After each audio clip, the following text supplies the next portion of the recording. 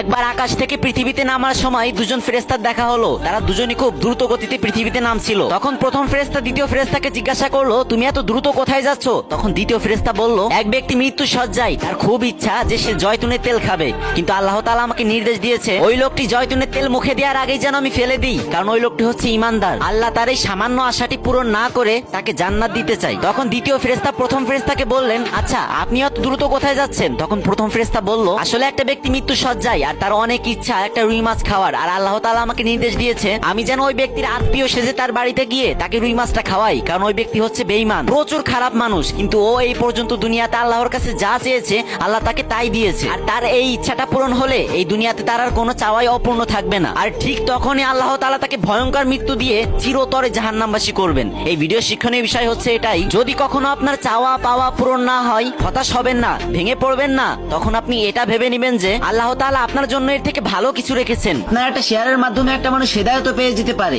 অনেক তো গান বাজনার ভিডিও শেয়ার করলেন ভাই, এবার না হয় একটা ইসলামিক ভিডিও শেয়ার করেন। আল্লাহ আমাদের সবাইকে বোঝার তৌফিক দান করুন, আমিন।